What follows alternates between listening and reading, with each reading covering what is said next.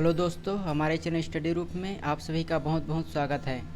आज के इस वीडियो में हम विद्युत धारा के बारे में पढ़ेंगे। तो चलिए स्टार्ट करते हैं। सबसे पहले हम पढ़ते हैं कि विद्युत धारा क्या होती है। तो आवेश प्रवाह की दर को विद्युत धारा कहा जाता है। एक निश्चित दिए गए समय में जो आवेश की मात्रा प्रवाहित होती है उसे ही विद्युत धारा कहा जाता है। आवेश को Q से प्रदर्शित किया जाता है। अगर किसी चालक में किसी अनुप्रस्थ काट के लिए निश्चित समय में यदि नेट आवेश जो है Q होता है, Q प्रवाहित होती है, तो उस अनुप्रस्थ काट में प्रवाहित होने वाली धारा को विद्युत धारा कहा जाता है। विद्युत धारा को I से प्रदर्शित किया जाता है। I बराबर होता है Q/T। Q मतलब होता है आवेश और T मतलब होता है समय। इसकी परिभाषा हम देख सकते हैं कि किसी निश्चित दिए गए समय के लिए अगर किसी चालक में जो आवेश प्रवाहित होती है उस प्रवाहित आवेश की मात्रा को ही कहा जाता है विद्युत धारा। विद्युत धारा एक अदिश राशि होती है। अदिश राशि का तात्पर्य होता है कि जिसमें परिणाम होती है परंतु दिशा नहीं होती। तो विद्युत धारा एक प्रकार की अदिश राशि है। अब हम आवेश के बारे में पढ़ते हैं कि आवेश क्या होती है। तो आवेश जो है एक प्रकार की इलेक्ट्रॉन का समूह होता है।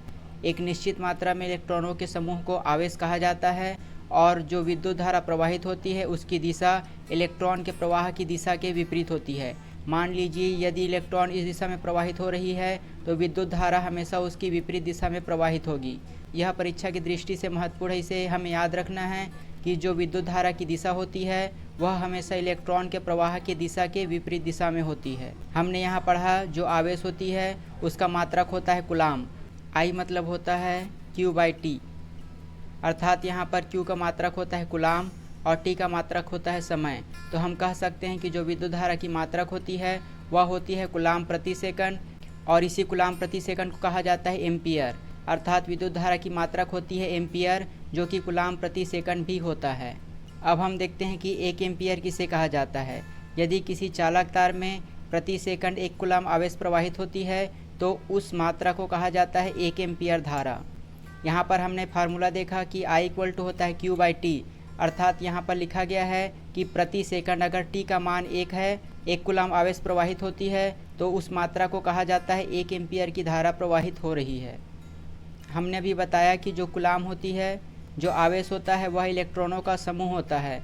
तो 1 कूलाम में कितने इलेक्ट्रॉन समाहित होते हैं? तो 1 कूलाम में 6 × 10⁻18 इलेक्ट्रॉन समाहित होते हैं। अर्थात जो Q होता है वह इलेक्ट्रॉन होता है और इसमें कितने इलेक्ट्रॉन समाहित होते हैं? इसमें जो है 6 × 10⁻18 इलेक्ट्रॉन समाहित होते हैं। इसे हमें याद रखना है, यह बहुत ही महत्वपूर्ण है। विभिन्न चालकों में विद्युत का प्रवाह अलग अलग माध्यम से होता है। ठोस चालक जो होते हैं उसमें जो इलेक्ट्रॉन के माध्यम से विद्युत का प्रवाह होता है, जबकि द्रव में पदार्थों और इलेक्ट्रॉनों दोनों के माध्यम से विद्युत का प्रवाह होता है। अब हम आगे पढ़ते हैं कि प्रतिरोध क्या होता है। प्रतिरोध मतलब होता है अवरोध। यदि कोई चालक तार दी गई होती है उसमें जो विद्युत प्रवाह में किसी प्रकार का अवरोध उत्पन्न हो, बाधा उत्पन्न हो, तो उसे कहा जाता है प्रतिरोध। अर्थात धारा प्रवाह में उत्पन्न होने वाले अवरोध को प्रतिरोध कहा जाता है। इसका मात्रक होता है ओम। इसे इस प्रकार प्रदर्शित किया जाता है, इसे ओम कहा जाता है। प्रतिरोध कैसे उत्पन्न होता है? तो जो चालक होते हैं उसमें इलेक्ट्रॉन गतिशील होते हैं, तो उस चालक का जो पदार्थ होता है उसमें विभिन्न प्रकार के परमाणु उपस्थित होते हैं। तो इन परमाणु इलेक्ट्रॉनों के प्रवाह में बाधा उत्पन्न होते हैं और इसी बाधा को कहा जाता है प्रतिरोध। हम आगे पढ़ेंगे कि ओम का नियम क्या होता है। तो ओम के नियम के आधार पर प्रतिरोध को 2 वर्गों में बांटा गया है। पहला वर्ग है ओमीय वर्ग और दूसरा वर्ग है अनओमीय वर्ग। ओमीय प्रतिरोध किसे कहा जाता है? तो ऐसे प्रतिरोध, ऐसे चालक जो कि ओम के नियम का पालन करते हैं, तो उन चालकों को ओमीय प्रतिरोध कहा जाता है। जबकि अनओमीय प्रतिरोध किसे कहा जाता है? ऐसे चालक जो कि ओम के नियम का पालन नहीं करते और उसमें जो प्रतिरोध उत्पन्न होता है उस प्रतिरोध को कहा जाता है अनओमीय प्रतिरोध। ओमीय प्रतिरोध के अंतर्गत सामान्यतः सभी वस्तुएं आती है, जैसे कि मैग्नीज का तार, तांबा का तार, ये सभी ओमीय प्रतिरोध होते हैं। ये सभी ओम के नियम का पालन करते हैं। जबकि अनओमीय प्रतिरोध कौन से होते हैं? तो डायोड वाल्व का प्रतिरोध और ट्रायोड वाल्व का प्रतिरोध, ये दोनों अनओमीय प्रतिरोध होते हैं। इन दोनों को हमें याद रखना है, यह बहुत ही महत्वपूर्ण है कि अनओमीय प्रतिरोध, ट्रायोड वाल्व का प्रतिरोध और डायोड वाल्व का प्रतिरोध, ये दोनों प्रतिरोध अनओमीय प्रतिरोध के अंतर्गत आते हैं। अब हम अगला पढ़ते हैं विशिष्ट प्रतिरोध क्या होता है। तो एकांक अनुप्रस्थ काट वाले एकांक लंबाई के तार के प्रतिरोध को विशिष्ट प्रतिरोध कहा जाता है। अनुप्रस्थ काट मतलब होता है एरिया और एकांक लंबाई एल होता है, तो इसे कहा जाता है विशिष्ट प्रतिरोध। जब एकांक अनुप्रस्थ काट वाले एकांक लंबाई के तार में जो प्रतिरोध होता है उस प्रतिरोध को कहा जाता है विशिष्ट प्रतिरोध। इसका एसआई मात्रक जो होता है ओम मीटर होता है। मात्रक को हमें याद रखना है कि प्रतिरोध का मात्रक होता है ओम, जबकि विशिष्ट प्रतिरोध का मात्रक होता है ओम मीटर। विशिष्ट प्रतिरोध में एरिया जो है एकांक होता है और उसकी लंबाई जो है एकांक होती है, मतलब एरिया का वैल्यू 1 होता है और लंबाई का वैल्यू भी 1 होता है। इस कारण जो प्रतिरोध होता है वह लंबाई और अनुप्रस्थ काट पर निर्भर नहीं करता है, क्योंकि उसकी लंबाई और अनुप्रस्थ काट दोनों एकांक होते हैं, 1 होते हैं। अगर यह परिवर्तनशील हो, मान लेते हैं अगर यह 4 होता, 5 होता, लंबाई में परिवर्तन होता, उस स्थिति में प्रतिरोध प्रभावित होता। लेकिन एकांक लंबाई होने की स्थिति में इसकी लंबाई और एरिया निश्चित है, इस कारण विशिष्ट प्रतिरोध अनुप्रस्थ काट और लंबाई के माध्यम से प्रभावित नहीं होता। अब हम अगला पढ़ते हैं विद्युत क्षेत्र की तीव्रता। विद्युत क्षेत्र की तीव्रता किसे कहा जाता है? तो विद्युत क्षेत्र में किसी बिंदु पर स्थित एकांक धन आवेश पर कार्य करने वाले बल को विद्युत क्षेत्र की तीव्रता कहते हैं। मान लेते हैं कोई चालक दी गई है, तो यहाँ पर दिया गया है कि किसी बिंदु पर स्थित एकांक धन आवेश, मान लेते हैं यहाँ पर कोई धन आवेश स्थित है। अगला दिया है कार्य करने वाले बल को उस बिंदु में विद्युत क्षेत्र की तीव्रता कहते हैं। ये कोई चालक तार है, इसमें विद्युत प्रवाहित होती है जिसके कारण विद्युत क्षेत्र उत्पन्न होता है। तो उसके आसपास स्थित एकांक धन आवेश पर जितने बल कार्य करते हैं उसे उस बिंदु के विद्युत क्षेत्र की तीव्रता कहते हैं। विद्युत क्षेत्र की तीव्रता को ई से प्रदर्शित किया जाता है। ई का फार्मूला होता है फोर्स अपॉन क्यू नॉट। विद्युत क्षेत्र की तीव्रता होती है उसे ई से प्रदर्शित किया जाता है और इसका फार्मूला होता है एफ अपॉन क्यू नॉट। इस फार्मूले को हमें याद रखना है। अगर प्रश्न में न्यूमेरिकल दिया जाए, उसमें बताया जाए कि यदि बल इतना है और आवेश जो है इतना है, फार्मूले से ज्ञात करना है कि विद्युत क्षेत्र की तीव्रता कितनी होगी। यहाँ पर जो क्यू नॉट यूज किया गया है वह है धन आवेश। हम यहाँ परिभाषा में देखे हैं कि एकांक धन आवेश मतलब जो विद्युत क्षेत्र किसी तार के आसपास विद्युत क्षेत्र उत्पन्न होता है उसके आसपास रखे हुए एकांक धन आवेश पर यह विद्युत क्षेत्र की तीव्रता कार्य करती है। इस चालक के कारण एकांक धन आवेश पर जो बल कार्य करता है उसे विद्युत क्षेत्र की तीव्रता कहते हैं। इसका मात्रक होता है न्यूटन प्रति कूलाम। यहाँ पर एफ का मात्रक होता है न्यूटन, एफ मतलब होता है बल, तो बल का मात्रक होता है न्यूटन, आवेश का मात्रक होता है कूलाम, अर्थात इसका एसआई मात्रक होगा न्यूटन प्रति कूलाम। अगला हम पढ़ते हैं कि चालक का विद्युत विभव क्या होता है। किसी चालक का विभव उसकी वह विद्युतीय अवस्था होती है जिस पर विद्युत प्रवाहित होने की दिशा निर्भर करती है। हम जानते हैं कि जल हमेशा ऊपर से नीचे की ओर प्रवाहित होती है, अर्थात वह गुरुत्वीय बल के कारण कार्य करती है। वैसे ही जो विद्युत प्रवाहित होती है वह हमेशा उच्च विभव से निम्न विभव की ओर प्रवाहित होती है, अर्थात वैसे कारक जिसके कारण विद्युत का प्रवाह होता है उसकी दिशा निर्धारित होती है, तो उसे कहा जाता है विभव। इसे हमें याद रखना है कि जो विद्युत का प्रवाह होती है वह हमेशा उच्च विभव से निम्न विभव की ओर प्रवाहित होती है। जैसे दाब होता है वह भी उच्च दाब से निम्न दाब की ओर प्रवाहित होती है, वैसे ही विभव जो होती है वह भी उच्च विभव से निम्न विभव की ओर प्रवाहित होती है। इसमें कोई विभव होता है, जैसे कि इलेक्ट्रिक तार होता है वह एक विभव के रूप में कार्य करता है, और जो पृथ्वी होती है उसका विभव शून्य होता है। इन दोनों के आपस में संपर्क आने से विद्युत तार से जो धारा होती है वह पृथ्वी की ओर प्रवाहित होती है, अर्थात पृथ्वी का विभव शून्य होता है तो उच्च विभव से निम्न विभव की ओर प्रवाहित होती है, और इसी का निर्धारण विभव के माध्यम से होता है। यह एक महत्वपूर्ण बिंदु है कि पृथ्वी का विभव शून्य होता है। हमें याद रखना है कि जो भी का मान होगा पृथ्वी का वह हमेशा शून्य होता है। इसी कारण जो इलेक्ट्रिसिटी होती है वह तार के माध्यम से सीधे पृथ्वी में प्रवेश करती है। जब हम किसी विद्युत तार के संपर्क में आते हैं, परंतु यदि हमारा शरीर पृथ्वी के संपर्क में न हो तो हमारे शरीर में विद्युत धारा प्रवाहित नहीं होगी, क्योंकि विद्युत धारा हमेशा उच्च विभव से निम्न विभव की ओर प्रवाहित होती है। पृथ्वी के संपर्क में होने पर ही हमारे शरीर में विद्युत धारा प्रवाहित होगी। इसी कारण विद्युत उपकरणों के उपयोग के समय हमें ऐसी व्यवस्था करनी चाहिए कि हमारा संपर्क पृथ्वी से न हो। उस स्थिति में हमें किसी प्रकार के शॉक या झटके का अनुभव नहीं होगा। विद्युत धारा का मापन किस यंत्र के माध्यम से किया जाता है? तो विद्युत धारा का मापन अमीटर यंत्र के माध्यम से किया जाता है, और अमीटर को हमेशा श्रेणी क्रम में जोड़ा जाता है।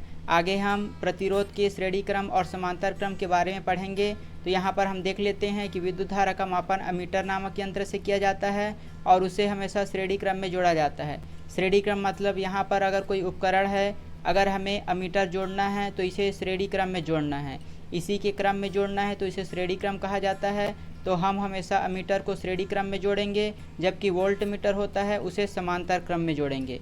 यह परीक्षा की दृष्टि से महत्वपूर्ण है, इन दोनों बिंदुओं को याद रखना है। अमीटर को हमेशा श्रेणी क्रम में जोड़ा जाता है, जबकि वोल्ट मीटर को हमेशा समांतर क्रम में जोड़ा जाता है। विभव का मापन वोल्ट मीटर के माध्यम से किया जाता है, जबकि विद्युत धारा का मापन अमीटर के माध्यम से किया जाता है। वोल्ट मीटर को सदैव समांतर क्रम में जोड़ा जाता है। अगर कोई उपकरण है, यहाँ पर समांतर क्रम में वोल्ट मीटर को जोड़ा जाता है। जबकि हमें धारा का प्रवाह ज्ञात करना है तो जो अमीटर यंत्र है उसे हम श्रेणी क्रम में जोड़ेंगे। अब हम अगला पढ़ते हैं, विभवांतर क्या होती है। विभवांतर होता है विभव में अंतर, अर्थात चालक के अनुदिश विद्युत विभव में कोई अंतर होता है तो उसे विभवांतर कहा जाता है। विभवांतर को भी से प्रदर्शित किया जाता है। दो बिंदुओं के बीच विभवांतर क्या होता है, तो दो बिंदुओं के बीच विभवांतर को प्रदर्शित करते हैं किया गया कार्य बटा आवेश। यहाँ पर हम देख सकते हैं V इक्वल टू होता है W/Q। V का मात्रक होता है वोल्ट, तो इसे हम ज्ञात कर सकते हैं। इसे एक अन्य मात्रक कार्य का मात्रक होता है जूल, और Q जो होता है आवेश, तो जूल प्रति कूलाम को विभवांतर कहते हैं वोल्ट। इस यूनिट को हमें याद रखना है कि इसका निर्माण कैसे होता है।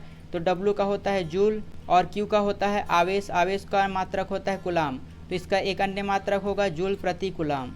1 वोल्ट किसे कहेंगे, तो यदि किसी विद्युत धारावाही चालक में दो बिंदुओं के बीच 1 कूलाम आवेश को एक बिंदु से दूसरे बिंदु तक ले जाने में एक कार्य किया जाता है तो उस कार्य को कहा जाता है दो बिंदुओं के बीच विभवांतर, और इसका मान 1 वोल्ट होता है। अगर हमें V इक्वल टू 1 वोल्ट का मान ज्ञात करना है तो परिभाषा में दिया गया है कि किसी धारावाही चालक में दो बिंदुओं के बीच 1 कूलाम आवेश, यहाँ पर W जो है 1 कूलाम रहेगा, 1 कूलाम आवेश को एक बिंदु से दूसरे बिंदु तक ले जाने में 1 जूल कार्य किया जाता है, तो उन दोनों बिंदुओं के बीच विभवांतर जो है 1 वोल्ट होगा। अगर W का मान 1 है और Q का मान 1 है तो जो विभवांतर उत्पन्न होगा वह 1 वोल्ट होगा। यहाँ पर प्रतिरोध के बारे में बताया गया है कि किसी चालक का प्रतिरोध उसकी लंबाई के अनुक्रमानुपाती और उसके अनुप्रस्थ काट के क्षेत्रफल के व्युत्क्रमानुपाती होता है। यहाँ पर हम प्रतिरोध के संबंध में एक अत्यंत महत्वपूर्ण चीज़ पढ़ रहे हैं। जो प्रतिरोध R होता है वह लंबाई अपॉन अनुप्रस्थ काट होती है। यहाँ पर जो प्रतिरोध है वह लंबाई के डायरेक्टली प्रोपोर्शनल है, मतलब इसे हम समझ सकते हैं कि लंबाई के बढ़ने से प्रतिरोध बढ़ेगा, लंबाई के घटने से प्रतिरोध घटेगा। वैसे ही अगर हम एरिया को, मोटाई को कम कर देंगे या मोटाई को ज़्यादा कर देंगे तो उस पर विपरीत प्रभाव पड़ेगा। अगर हम मोटाई को कम कर देंगे तो प्रतिरोध बढ़ जाएगा, जबकि मोटाई को अधिक कर देंगे तो उसका प्रतिरोध जो है वह घट जाएगा, क्योंकि एरिया जो है प्रतिरोध के इन्वर्सली प्रोपोर्शनल होता है, उसके विपरीत कार्य करेगा। जबकि जो लंबाई होती है वह प्रतिरोध के डायरेक्टली प्रोपोर्शनल होता है, अर्थात लंबाई बढ़ने से प्रतिरोध बढ़ेगा और लंबाई घटने से प्रतिरोध कम होगा। यह परीक्षा में ऑप्शन के रूप में पूछा जाता है कि लंबाई बढ़ने से प्रतिरोध पर क्या प्रभाव पड़ेगा या फिर एरिया के कम होने से प्रतिरोध पर क्या प्रभाव पड़ेगा। तो इस फार्मूले को अगर हमें याद है तो हम बता सकते हैं कि अगर एरिया कम होगा तो प्रतिरोध बढ़ेगा, लंबाई बढ़ेगा तो प्रतिरोध बढ़ेगा। ये डायरेक्टली प्रोपोर्शनल है और ये इन्वर्सली प्रोपोर्शनल है। जब हम इस अनुपात को हटा देंगे तो हमें एक नियतांक प्राप्त होता है जिसे रो कहा जाता है। तो यहाँ पर हम लिख लेते हैं R इक्वल टू हमें प्राप्त होगा रो L/A, और जो यहाँ पर रो प्राप्त हुआ एक नियतांक, उस नियतांक को कहा जाता है विद्युत प्रतिरोधकता। इसे हमें याद रखना है कि जो नियतांक प्राप्त हुआ वह होता है विद्युत प्रतिरोधकता। तो यहाँ पर विद्युत प्रतिरोधकता का हम फार्मूला भी निकाल सकते हैं। ये जो है तिर्यक गुणा हो जाएगा तो हमें प्राप्त होगा RA/L। यह भी एक अत्यंत महत्वपूर्ण है कि प्रतिरोधकता पर क्या प्रभाव पड़ेगा। तो आप देख सकते हैं जो R के डायरेक्टली प्रोपोर्शनल है, एरिया के डायरेक्टली प्रोपोर्शनल है और लंबाई के इन्वर्सली प्रोपोर्शनल है। तो इसके आधार पर हम ज्ञात कर सकते हैं, बता सकते हैं कि लंबाई के बढ़ने घटने, एरिया के बढ़ने घटने से प्रतिरोधकता पर क्या प्रभाव पड़ेगा। इस पर आधारित न्यूमेरिकल भी होता है, परंतु यह लेंदी होने के कारण परीक्षा में नहीं पूछा जाता। इसका मात्रक क्या होता है, तो जो प्रतिरोधकता होती है उसका मात्रक होता है ओम मीटर। यहाँ से हम ज्ञात कर सकते हैं रो इक्वल टू हमने अभी ज्ञात किया RA/L। यहाँ पर हम सभी के मात्रक को रखते हैं। तो R जो प्रतिरोध होता है उसका मात्रक होता है ओम, एरिया का मात्रक होता है मीटर स्क्वायर और जो लंबाई होता है उसका मात्रक होता है एम मीटर।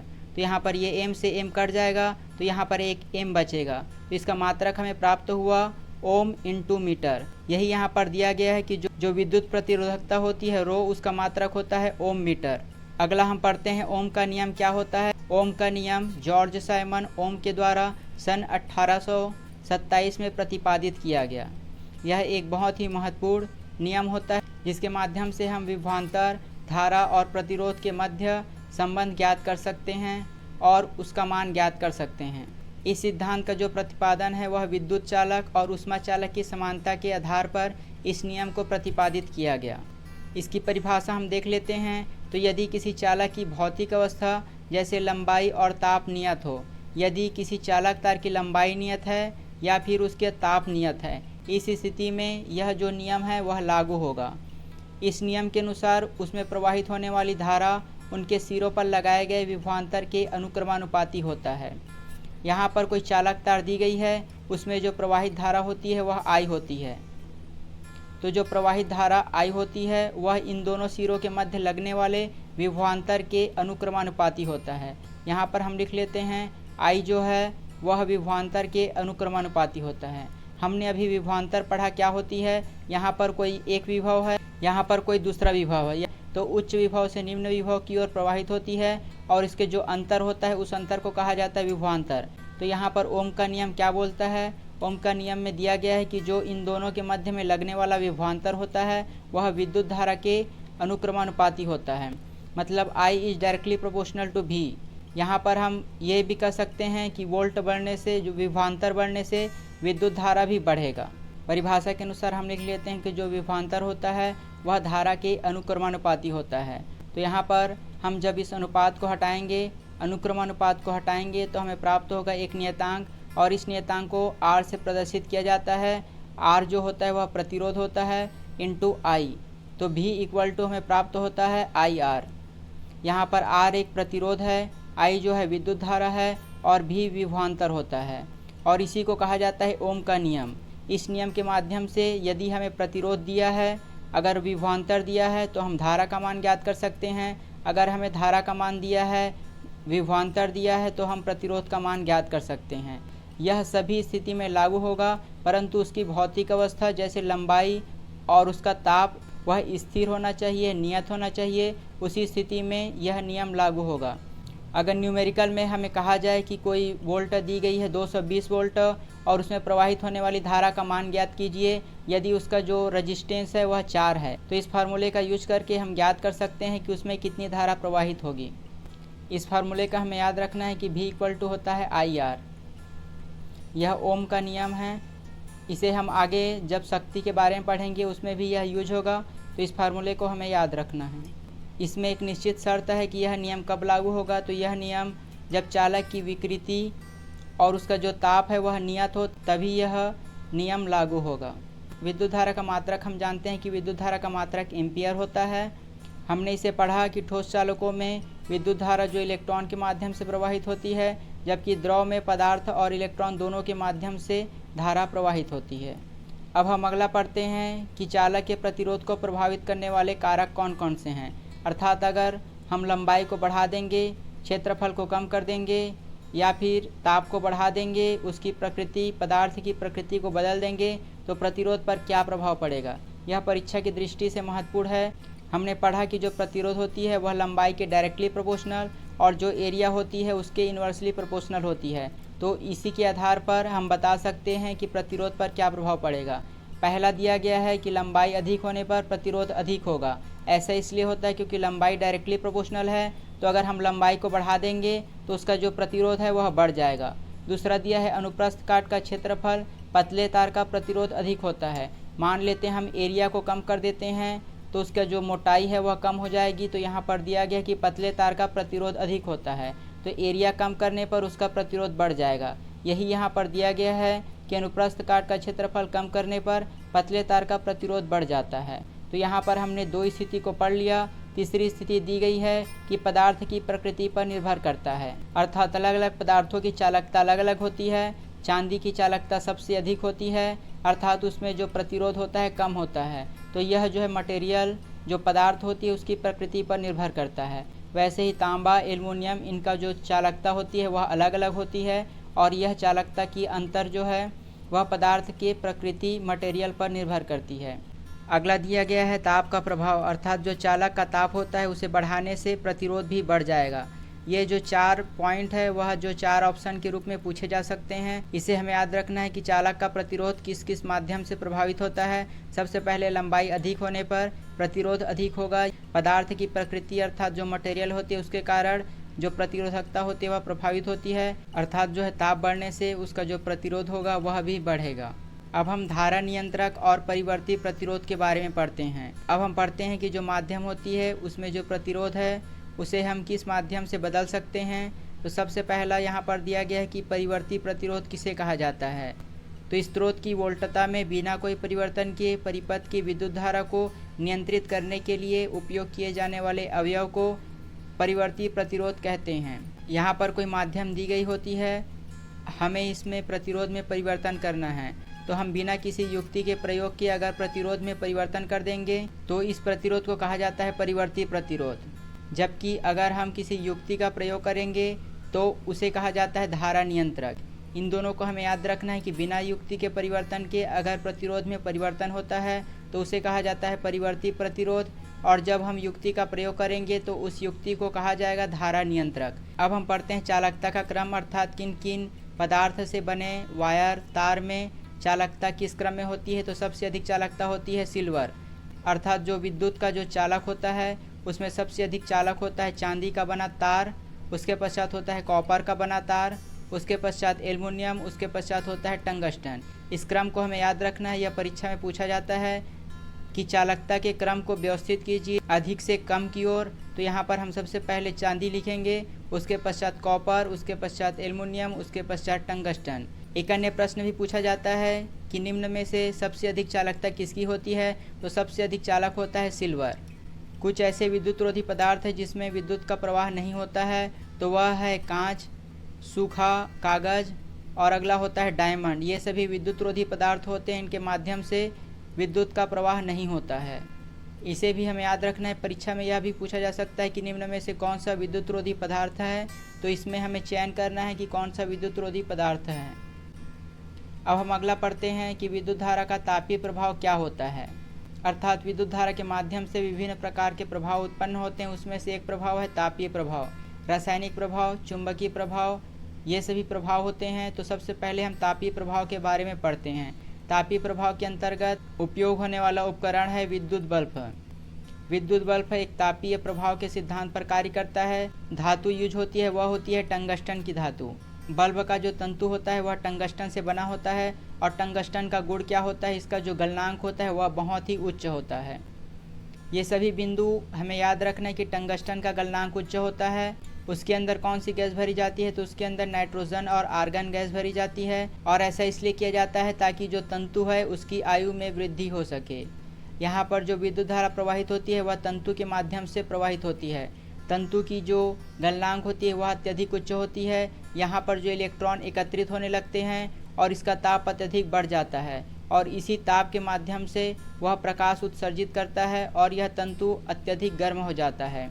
इसका गलनांक उच्च होने के कारण यह नहीं पिघलता, और इसकी जो आयु होती है उसे वृद्धि के लिए इसके अंदर भरा जाता है नाइट्रोजन और आर्गन गैस, ताकि जो तंतु है वह अधिक समय तक, लंबे समय तक कार्य कर सके। विद्युत बल्ब ऊष्मीय प्रभाव पर आधारित होता है, और यहाँ पर इलेक्ट्रॉन को रोककर ऊष्मा को एकत्रित किया जाता है और उसके माध्यम से प्रकाश को उत्सर्जित की जाती है। परिपथ में विद्युत धारा प्राप्त करने के लिए हमें निरंतर विद्युत वाहक बल की आवश्यकता होती है। अब हम प्रतिरोधों का श्रेणी क्रम और समांतर क्रम पढ़ते हैं। श्रेणी क्रम क्या होता है, जब दो प्रतिरोध को आपस में इस क्रम में व्यवस्थित किया जाता है कि पहले प्रतिरोध का दूसरा सिरा दूसरे प्रतिरोध के पहले सिरे से, और दूसरे प्रतिरोध का दूसरा सिरा तीसरे प्रतिरोध के पहले सिरे से इस प्रकार व्यवस्थित हो, तो इसे कहा जाता है श्रेणी क्रम संयोजन। यहाँ पर अगर हम इसी परिपथ में सेल का उपयोग करेंगे और कुंजी का उपयोग करेंगे, तो जो पहला सिरा होगा उसके जो सेल होता है उसके धनात्मक सिरे से इसे जोड़ देंगे, जबकि जो ऋणात्मक सिरा होता है वह कुंजी से जुड़ा होता है, और इस कुंजी का जो दूसरा सिरा होगा वह प्रतिरोध के जो तार का जो दूसरा प्रतिरोध होगा उसके दूसरे सिरे से जुड़ा होगा। इस प्रकार के संयोजन के माध्यम से किसी परिपथ में विद्युत धारा प्रवाहित की जाती है। श्रेणी क्रम संयोजन में हमें एक चीज़ याद रखना है कि इसका जो विभवांतर होता है वह अलग अलग होता है। हमने पढ़ा कि विभवांतर क्या होती है, अर्थात दो बिंदुओं के विभव के अंतर को विभवांतर कहा जाता है। तो यहाँ पर हम देख सकते हैं कि जो श्रेणी क्रम होती है उसके संयोजन में विभवांतर अलग अलग होती है। मतलब ये जो प्रतिरोध है यहाँ और यहाँ का विभवांतर अलग है, जबकि यहाँ और यहाँ का विभवांतर अलग है। तो यहाँ पर विभवांतर अलग अलग होती है, जबकि इसमें प्रवाहित धारा एक समान होती है। यहाँ पर प्रवाहित धारा ऐसे जाएगी तो यह दोनों प्रतिरोध से एक साथ होकर जाएगी। इस कारण जो धारा का मान होगा वह एक समान होगा, जबकि विभवांतर जो है अलग अलग होता है। अब हम यहीं पर समांतर क्रम संयोजन देख लेते हैं। यहाँ पर एक प्रतिरोध दी गई है और यहाँ पर जो है दूसरी प्रतिरोध है। ये दोनों प्रतिरोध के जो क्रम है उसे कहा जाता है समांतर क्रम संयोजन। तो यहाँ पर हम देख लेते हैं समांतर क्रम संयोजन में जो विभवांतर होती है वह एक होती है। मतलब यहाँ पर जो विभवांतर है और यहाँ पर विभवांतर है वह दोनों प्रतिरोध के लिए समान है, आप देख सकते हैं, जबकि इसमें प्रवाहित होने वाली धारा अलग अलग होती है। समांतर क्रम की स्थिति में प्रवाहित होने वाली धारा अलग अलग होती है। यहाँ से विद्युत धारा आएगी और यह दो भागों में बढ़ जाएगी। अर्थात समांतर क्रम में विद्युत धारा अलग अलग होती है, जबकि श्रेणी क्रम में विद्युत धारा एक होती है। यहाँ से विद्युत धारा श्रेणी क्रम में एक होती है, जबकि समांतर क्रम में अलग अलग होती है। और इसका जो विभवांतर होता है वह समांतर क्रम में एक होता है, जबकि श्रेणी क्रम में अलग अलग होता है। श्रेणी क्रम संयोजन में तुल्य प्रतिरोध का मान कैसे ज्ञात करते हैं? तो जो तुल्य प्रतिरोध होती है वह इसका योग होता है। यहाँ पर R1 पहला रेजिस्टेंस है, R2 दूसरा रेजिस्टेंस है, R3 जो है तीसरा रेजिस्टेंस है। तो इसे हम नॉर्मली जोड़ देंगे तो हमें प्राप्त होगा तुल्य प्रतिरोध। RE जो इक्विवेलेंट रेजिस्टेंस होती है वह तीनों प्रतिरोध या जितने भी प्रतिरोध दिए गए होते हैं उसे हम नॉर्मली जोड़ देंगे तो हमें प्राप्त हो जाएगा कि तुल्य प्रतिरोध क्या होता है। जबकि समांतर क्रम की स्थिति में हम आगे देखते हैं। समांतर क्रम के संयोजन की स्थिति हम देख सकते हैं कि यहाँ पर दो प्रतिरोध इस क्रम में व्यवस्थित हो तो उसे समांतर क्रम प्रतिरोध कहा जाता है। हमने अभी देखा कि जो इसमें विभवांतर होती है वह एक होती है, जबकि इसमें प्रवाहित होने वाली धारा अलग अलग होती है। यहाँ से धारा ऐसी आएगी और वह दो हिस्सों में बढ़ जाएगी, अर्थात ऊपर वाले रेजिस्टेंस में धारा अलग होती है, जबकि नीचे वाले रेजिस्टेंस में धारा अलग अलग होती है, जबकि विभवांतर एक होता है। इसका संयोजन आप देख सकते हैं कि जो पहला रेजिस्टेंस होता है उसका एक सिरा और दूसरे रेजिस्टेंस का पहला सिरा एक बिंदु पर होता है, जबकि पहले रेजिस्टेंस का दूसरा सिरा और दूसरे रेजिस्टेंस का दूसरा सिरा एक बिंदु से जुड़े होते हैं। तो इस प्रकार के संयोजन को कहा जाता है समांतर क्रम संयोजन। यहाँ पर अगर व्यवस्था इस प्रकार हो इसे भी समांतर क्रम संयोजन कहा जाता है। अगर तीन प्रतिरोध इस क्रम में जुड़े हैं तो इसे समांतर प्रतिरोध कहा जाता है। समांतर क्रम और श्रेणी क्रम संयोजन को हम कैसे पहचानेंगे कि किस प्रकार का संयोजन है? क्योंकि जो डायग्राम होता है उसमें कभी कभी हमें कन्फ्यूजन उत्पन्न होता है। तो इस स्थिति में हम जो धारा प्रवाहित करेंगे, मान लेते हैं हम यहाँ पर धारा प्रवाहित करते हैं। अगर धारा दो हिस्सों में विभाजित हो जाती है तो वह होगी समांतर क्रम संयोजन।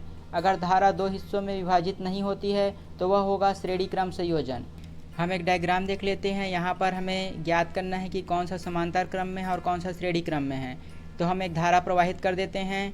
यहाँ पर धारा जो है दो हिस्सों में विभाजित हो रही है, मतलब ये जो है वह समांतर क्रम और ये दोनों आपस में समांतर क्रम में हैं। जबकि धारा ऐसे जा रही है और यहाँ पर जो है दो हिस्सों में विभाजित नहीं हो रही है, मतलब ये दोनों रेजिस्टेंस जो है वह श्रेणी क्रम में है। यहाँ पर धारा फिर से यहाँ आई और यहाँ पर ये भी परिवर्तित नहीं हुई, अर्थात यहाँ पर भी ये दोनों रेजिस्टेंस जो है वह श्रेणी क्रम में हैं। जबकि यहाँ पर ये आपस में बढ़ गई तो ये जो ऊपर का है नीचे का है वो दोनों आपस में समांतर क्रम में हैं। तो जब हम धारा प्रवाहित करेंगे इससे हमें पता चल जाएगा कि कौन सा रेजिस्टेंस समांतर क्रम में है और कौन सा रेजिस्टेंस श्रेणी क्रम में है।